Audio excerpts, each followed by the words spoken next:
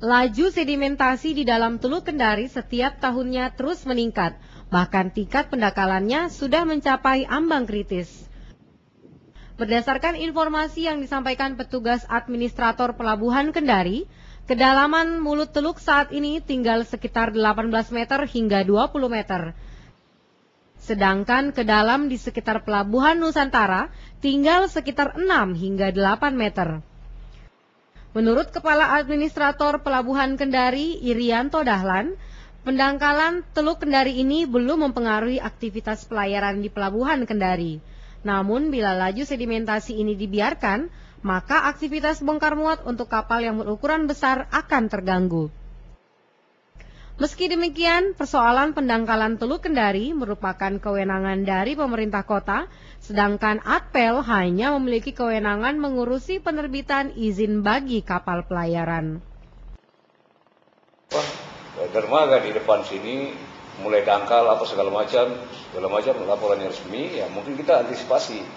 Tapi sebelum mereka laporkan bahwa itu ada dangkal dan lain-lain segala macam, kita sudah dari ATPEL sudah mengantisipasi itu dengan prosedur tetap pemanduan kapal. Jadi mulai dari masuk dari sana sampai ke pelabuhan sini kita sudah bikinkan prosedur tetap pemanduan kapal. Sementara itu, pemerintah Kota Kendari kini tengah mengupayakan penyedotan lumpur yang menggunakan mesin penyedot sebanyak 2 unit. Namun mesin penyedot ini belum berfungsi maksimal sehingga belum bisa dimanfaatkan. Tim Liputan Kantor Berita Suara Kendari.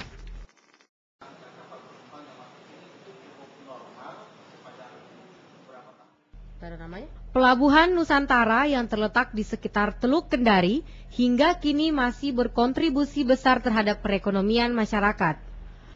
Ada sekitar ratusan bahkan ribuan warga menggantungkan hidup dari jasa pelabuhan. Menurut Isna, salah seorang pedagang yang berjualan di sekitar Pelabuhan Kendari, jumlah pendapatan per hari yang diperoleh mencapai Rp300.000 hingga Rp500.000. Dan sebagian keuntungan yang diperoleh disisihkan untuk kebutuhan hidup keluarganya serta biaya pendidikan anaknya. 2001. Berapa pendapatan setiap hari yang kita dapat? Tidak menentu karena segala-galanya sudah di sini, anak sekolah, makan, pokoknya sendiri sajalah yang biaya rumah tangga tuh. Iya. Kalau dihitung setiap hari berapa dapat dari berjualan? Kira-kira paling 4 atau 500. 4 atau 500 setiap hari itu? Iya. Tidak tergantung, juga Pak, tergantung penumpang juga. Kalau seperti hari-hari kayak begini Pak, bisa lebih dari itu. Sementara itu, Pelindo Kendari juga mampu mengumpulkan pendapatan sekitar 2 hingga 3 miliar rupiah per tahun.